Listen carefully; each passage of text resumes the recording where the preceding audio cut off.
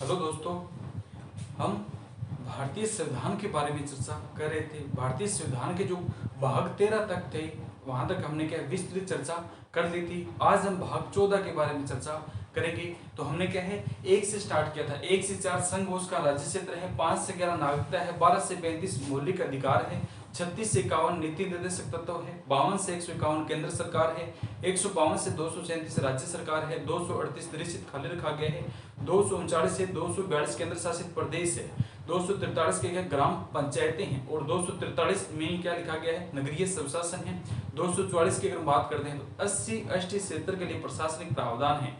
और इसके बाद 245 से 263 तक हमने चर्चा की थी केंद्र राज्य प्रशासनिक विधायी संबंध है। इसके बाद 264 से लेकर 300 तक हमने चर्चा की थी केंद्र राज्य वित्तीय संबंध है। और उसके बाद में भाग 13 है जिसमें क्या 301 से 307 तक हमने क्या लिखा था अंतर्राज्यीय व्यापार व वाणिज्य है। आज हम भाग 14 है जिसमें 308 से लेकर क्या 323 अनुच्छेद वर्णित किए गए हैं। इसके बारे में विस्तृत चर्चा करेंगे। तो 308 से 323 में क्या विवरण दिया गया है लोक सेवाएं हैं। ये भाग कौन सा आता है 14 है। इसमें हम बात करेंगे कि किस प्रकार पीएससी होता है, ठीक है, पब्लिक सर्विस कमीशन होता है, जेपीएससी होता है, ज्वाइंट पब्लिक सर्विस कमीशन होता है, आरपीसी होता है, एचपीएससी होता है। विभिन्न जो राज्य होते हैं उनके लिए क्या है एक शैक्षणिक संस्थान है, उसकी स्थापना है, उसका अध्यक्ष है, उसके सदस्य हैं, उनकी योग्यता है और उनके वेतन भत्ते हैं। और जो जेपीएससी होता है पब्लिक कमीशन होता है, पीसीएस होता है, उसके क्या क्या मुख्य कार्य होते हैं और उनके द्वारा किन किन क्रियाओं को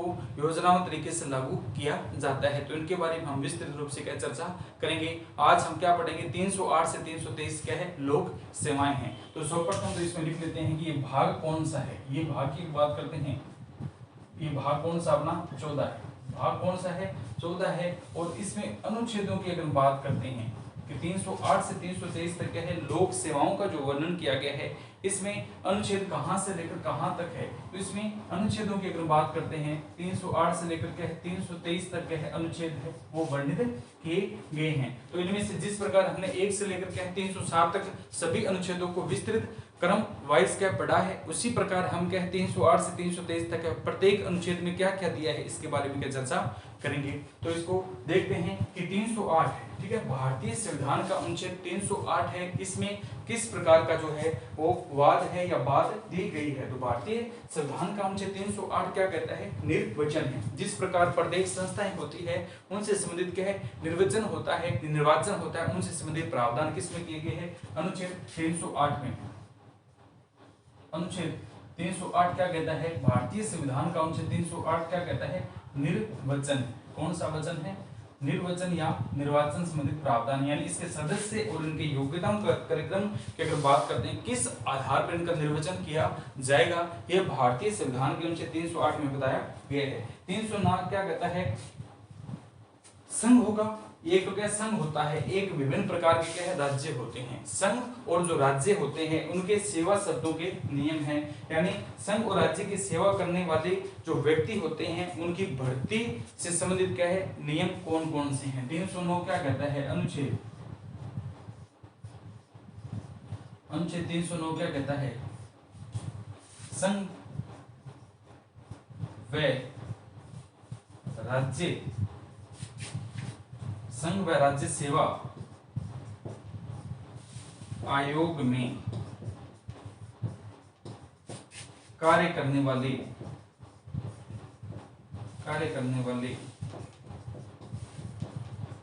सदस्यों, जो संघ होगा यानी अगर यूपीसी होगा और राज्यों की अगर हम बात करते हैं पीएससी होगा, उनके सदस्य हैं, ठीक है, उनकी अगर बात करते हैं सेवा करने वाले व्यक्ति है, उनसे संबंधित कार्य करने वाले सदस्यों की भर्ती और क्या है नियम है। भर्ती करने वाले सदस्यों की भर्ती व नियम है, यानी किस प्रकार है जो यूपीसीएस संघ लोक सेवा है आयोग है और किसी भी राज्य का पब्लिक सर्विस कमीशन है पीएससी है, उसके सदस्यों के हैं, ठीक है। तो उसके क्या सदस्य होंगे, उसमें कार्य करने वाले क्या है सदस्य होते हैं, ठीक है। उसमें कार्य करने वाले जो सदस्य होते हैं, सेवा करने वाले व्यक्ति होते हैं, उनकी भर्ती और क्या है उनकी योग्यता है, उनकी भर्ती और उनसे संबंधित क्या क्या शर्त है उसका प्रावधान भारतीय संविधान के अनुच्छेद 309 में बताया गया है कि या तो क्या संघ में होगा या किसी राज्य में पब्लिक सर्विस कमीशन होगा, पब्लिक पीएससी होगा, पब्लिक सर्विस कमीशन होगा, संघ लोक सेवा आयोग का लोक सेवा आयोग होगा। तो उसमें अगर हम बात करते हैं तो उसमें कार्य करने वाले जो सदस्य होते हैं उनकी भर्ती और उनसे संबंधित क्या शर्तें कौन कौन सी है उसका प्रावधान भारतीय संविधान के अनुच्छेद 309 में बताया गया है। तो क्या है सभी को पता है कि जैसे राजस्थान में हम निवास करते हैं तो राजस्थान का पब्लिक कमीशन का नाम क्या है आरपीएससी है, राजस्थान पब्लिक सर्विस कमीशन। इसी प्रकार यूपी की अगर बात करेंगे तो यूपीएससी होगा यानी UP public service commission. Haryana की अगर बात करते हैं तो उसका नाम एचपीएससी है, हरियाणा पब्लिक सर्विस कमीशन है। हिमाचल की अगर बात करते हैं एचपीएससी है यानी हिमाचल पब्लिक सर्विस कमीशन है। विभिन्न प्रकार के राज्य हैं वो अपने राज्य के नाम के अनुसार क्या पब्लिक सर्विस कमीशन का क्या है नाम है वो देते हैं। तो इनमें संघ होगा या किसी राज्य के जो पब्लिक सर्विस कमीशन होंगे उनमें सदस्य हैं, उनमें जो सदस्य कार्य कर रहे हैं उनकी एक तो क्या शर्तें क्या होगी, कार्य करने के सदस्यों की भर्ती किस प्रकार से ली जाएगी और भर्ती करते समय उनके लिए क्या शर्तें लिखी जाएगी। कोई व्यक्ति है कोई भी किसी प्रकार का अब अपने घरों में या किसी भी जो फैक्ट्री होती है उसमें कार्य करने के लिए व्यक्तियों को जो बर्खास्त जाता है तो उनकी शर्तें होती हैं। जो मालिक होता है फैक्ट्री का जो होता है उसके लिए क्या है एक नियम और शर्त रखता है कि जो जो इस बाउंडेशन को पूर्ति करता है उसको क्या है हम अपने कंपनी के कार्य के लिए रखते हैं। इसी प्रकार जो पीएससी होता है उसमें क्या सदस्य जो कार्य करने वाले आएंगे उनके लिए नियम और शर्तें पहले से लागू होते हैं, यानी उन सदस्यों की भर्ती किस आधार पर की जाएगी और उनके लिए नियमों का जो निर्धारण है वो किस आधार पर किया जाएगा, ये भारतीय संविधान 309 कहता है, ठीक है। इसके बाद की बात करते हैं 310 है संघ या राज्य सेवा। 310 क्या कहता है संघ या राज्य सेवा है, यानी इसमें क्या कहना चाह रहा है तो अनुच्छेद 310 क्या कहता है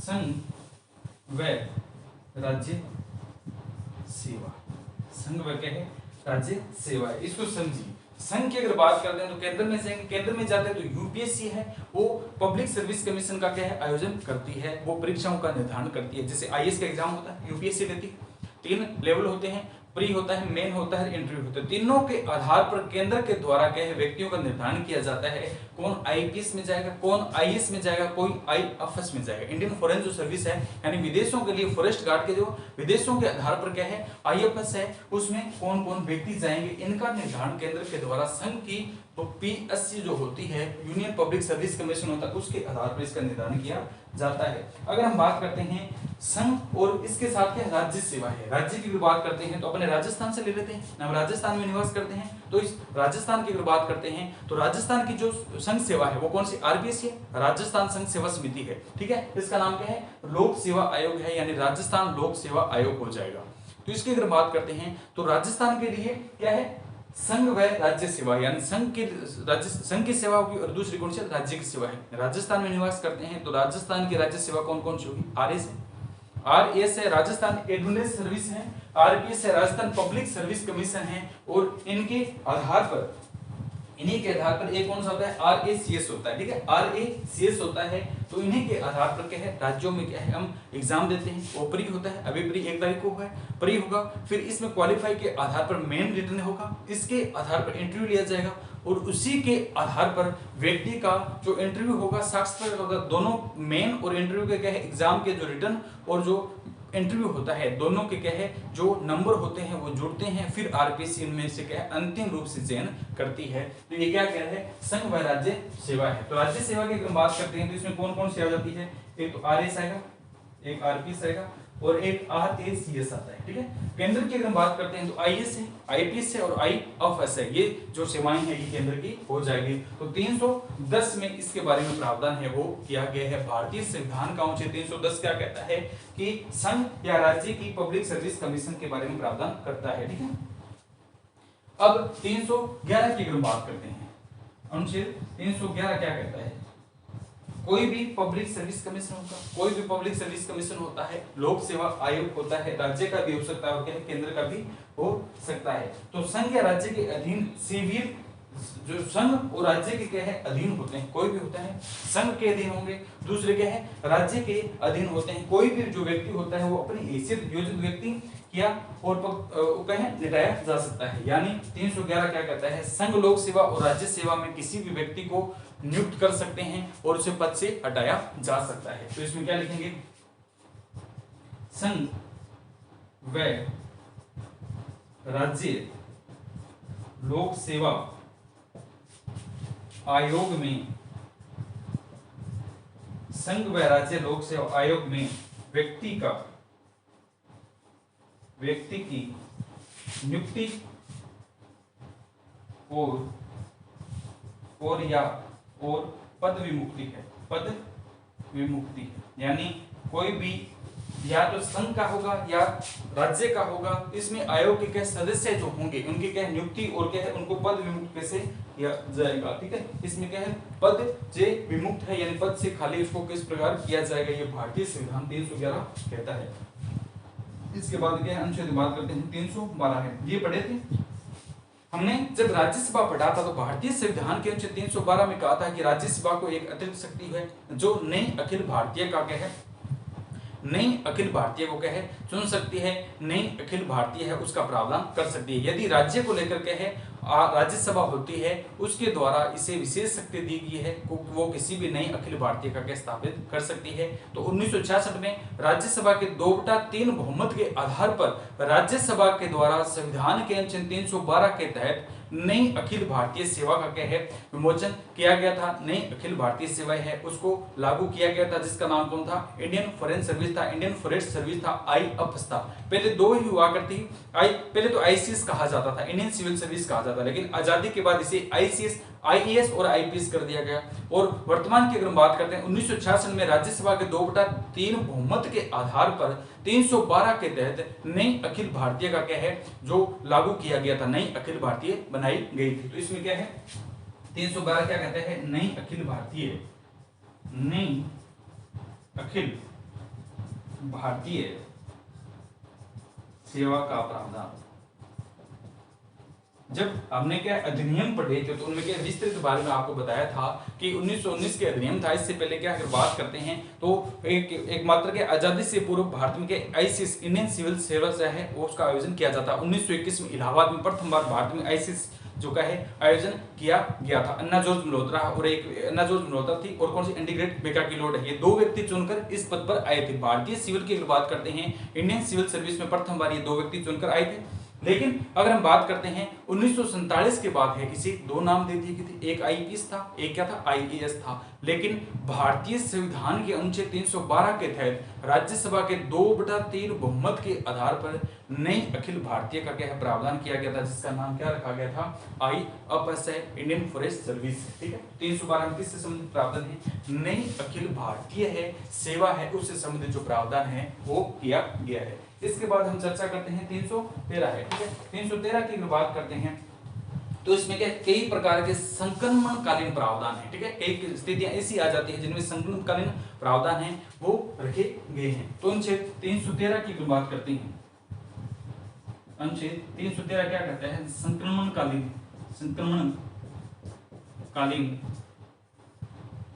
प्रावधान।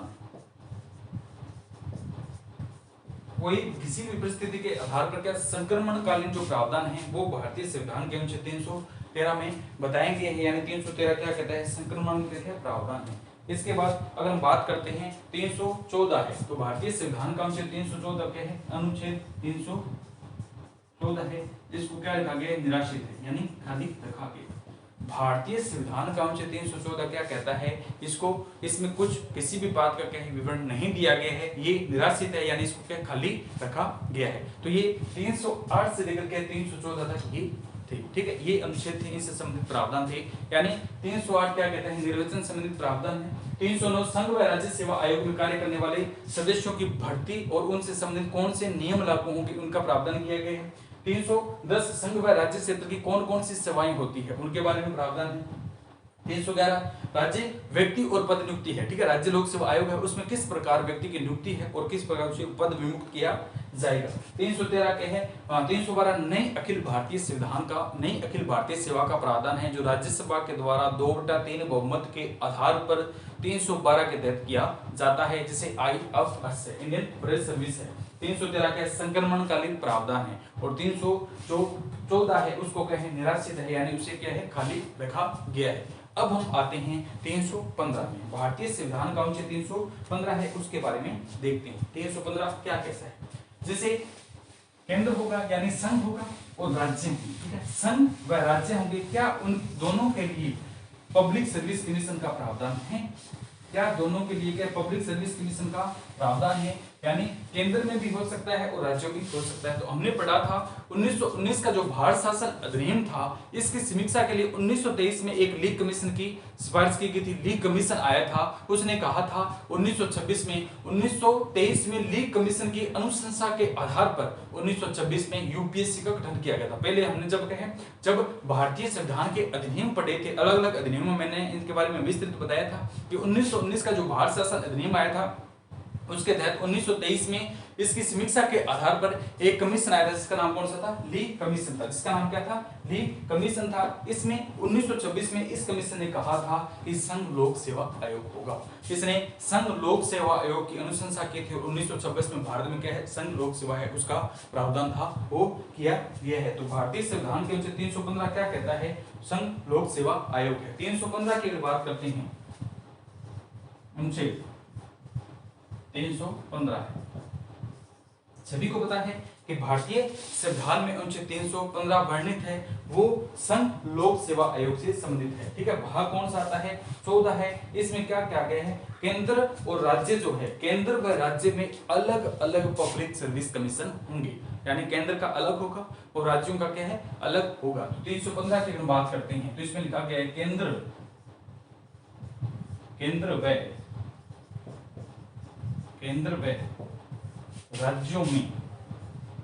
व राज्यों में अलग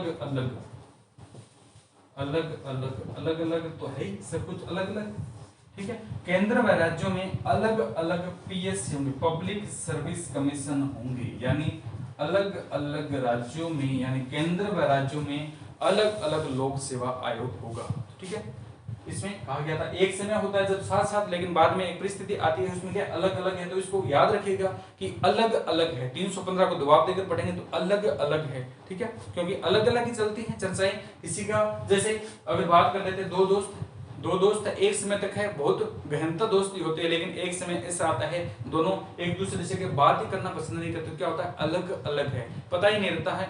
एक समय तो ऐसा आता है दोनों साथ में खाना खाते हैं, दोनों साथ में घूमने जाते हैं, दोनों साथ में इधर उधर क्या परीक्षाएं देते हैं, दोनों साथ में क्या जो इधर घूमने कहीं पर जाएंगे तो बाहर जाएंगे, ठीक है, आइसक्रीम खाएंगे साथ में, जो परिस्थितियां होती है साथ साथ होती है। लेकिन एक परिस्थिति ऐसा आती है कि उसको दूसरे को पता ही नहीं रहता कि वो पहले वाला कहाँ है, ठीक है। तो दोस्त होता है, दोस्त आने से बाल्यावस्था के अलग होते हैं, शिशुअवस्था के अलग होते हैं, किशोरावस्था के अलग होते हैं और वृद्धावस्था के अलग अलग होते हैं। तो दोस्ताना अलग अलग होता है, तो इससे याद रह जाएगा कि केंद्र व राज्यों में क्या होगा अलग अलग पब्लिक सर्विस कमीशन होगा, जो भारतीय संविधान के अनुच्छेद 315 में बताया गया है। 315 क्या कहता है? केंद्र व राज्य का अलग लोक सेवा आयोग का पब्लिक सर्विस कमीशन होगा।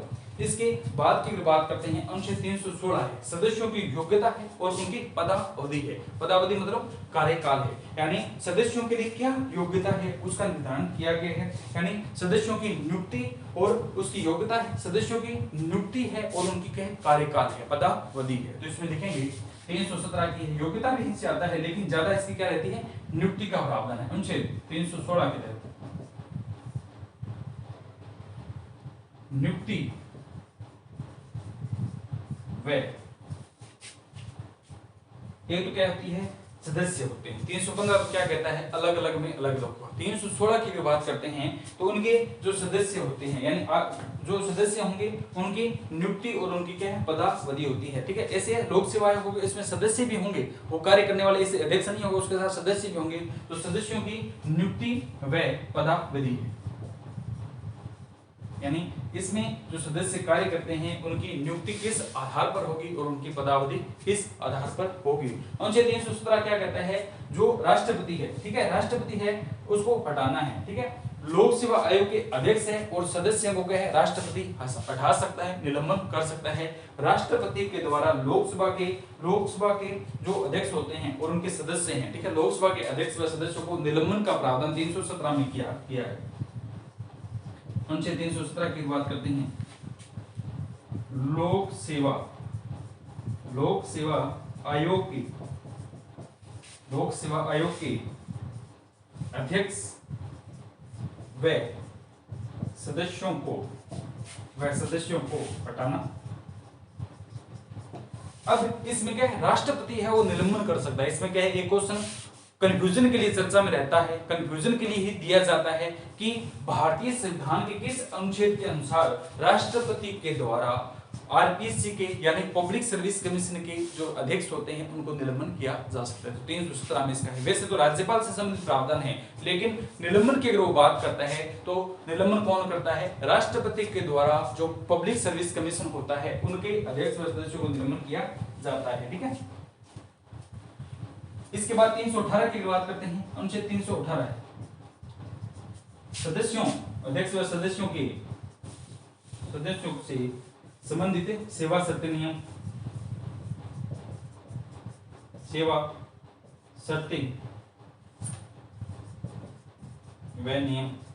यानी आयोग के सदस्य होंगे, आयोग के अध्यक्ष और जो सदस्य होते हैं उनसे संबंधित क्या है, कौन सी सेवा है और कौन सी शर्तें हैं उनसे संबंधित है। आयोग के सदस्य और जो कर्मचारी होते हैं उनसे संबंधित किस प्रकार की सेवा है, किस प्रकार की शर्तें हैं उनके लिए और किस प्रकार के नियम हैं उनका निर्धारण किया गया है। यह जो भारतीय संविधान है उसके 318 में बताया गया है, ठीक है।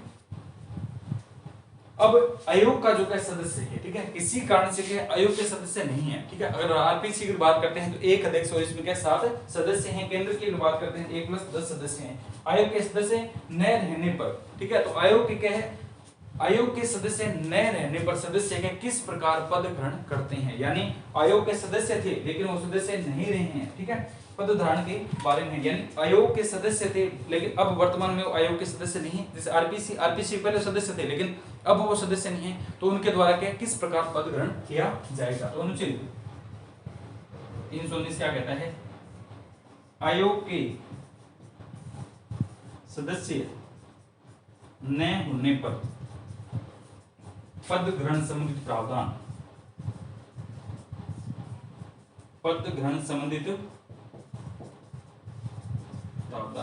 यानी आयोग के सदस्य नहीं है, कार्यकाल हमने कर लिया है लेकिन आयोग के वर्तमान सदस्य नहीं, पद से किसी कारण से क्या हमने त्याग पत्र दे दिया, पद से हटा दिए गए, तो उनके बारे में क्या है, उनके बाद किस प्रकार क्या है पद ग्रहण किया जाएगा, कहां वह पद ग्रहण करता है उनसे संबंधित प्रावधान है वो भारतीय संविधान का अनुच्छेद 319 है वो वर्णित करता है। 322 की अगर बात करते हैं, 319 के बाद 320 की अगर बात करते हैं तो लोकसभा के कर्तव्य, यानी लोकसभा कौन कौन से कार्य करती है। ऐसे तो है नहीं लोकसभा के हैं सीधा ही बैठा रहेगा, तो लोकसभा कुछ करते होते हैं, कोई संस्थान जब बनाया जाता है तो उसके कुछ ना कुछ कर्तव्य होते हैं। तो उनसे 320 की अगर बात करते हैं इसमें कौन सा आता है, लोक सेवा के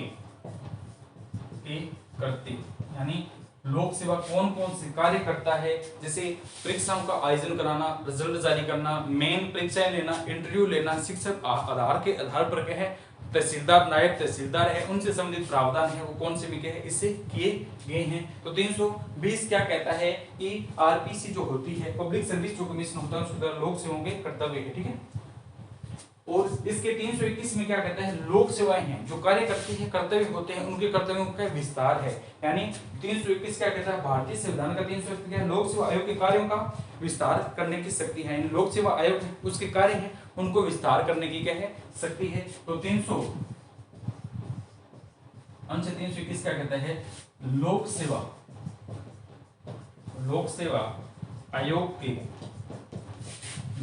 आयोग के कार्य करने की, यानी कर्तव्यों की कार्य करने की शक्ति का विस्तार है, शक्ति का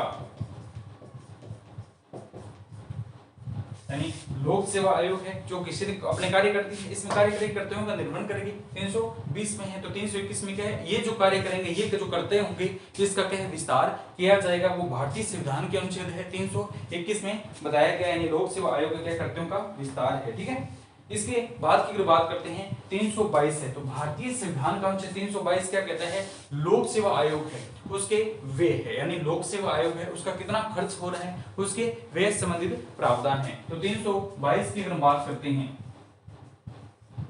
अनुच्छेद 322 क्या कहता है, लोक सेवा, कौन सी सेवा, लोक सेवा आयोग के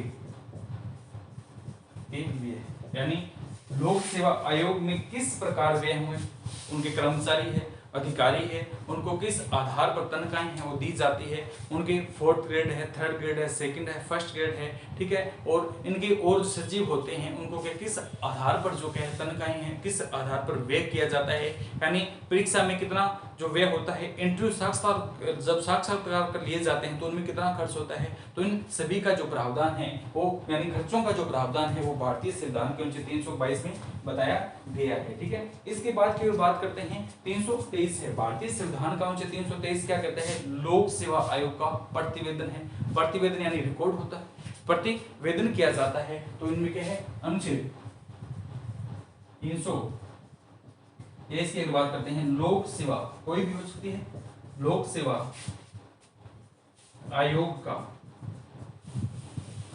प्रतिवेदन, यानी लोक सेवा अपने आयोग से संबंधित किस प्रकार से प्रतिवेदन करती है, किस प्रकार अनुशंसा पत्रों का निर्माण जो है वो करती है, रिकॉर्ड के आधार पर रखा जाता है, उनसे संबंधित जो प्रावधान है भारतीय संविधान के अनुच्छेद 323 में रखा गया है। तो ये क्या है, 300 भाग कौन सा है, 14 है, अनुच्छेद 308 से 323 सारे की हमने चर्चा की है। अब हम आते हैं आरपीसी है, ठीक है, आरपीसी उसके बारे में चर्चा करेंगे, क्योंकि राजस्थान के निवासी है तो राजस्थान हमारा पब्लिक सर्विस कमीशन कौन सा आता है, आरपीएस है, राजस्थान पब्लिक सर्विस कमीशन है। इसकी स्थापना कब की गई थी, इसमें सदस्य जब बनाए गए थे उस टाइम कितने थे, वर्तमान में कितने हैं इसके सदस्य हैं, इसका पहले मूल स्थान कहाँ था, वर्तमान में इसका स्थान कहाँ है, क्या इसको स्थानांतरण किया गया या उसी स्थान पर है, इसके बारे में क्या विस्तृत चर्चा करेंगे। तो ये तो क्या था, एक बेसिक ढांचा था, 308 से 323 अनुच्छेद जिसमें लोक सेवाओं का वर्णन है, इसका एक बेसिक स्ट्रक्चर था। इसमें अनुच्छेद में पूछ ले किस किस में क्या चीजें दी गई है, तो ये था। इसके बाद हम पढ़ेंगे आरपीसी, राजस्थान पब्लिक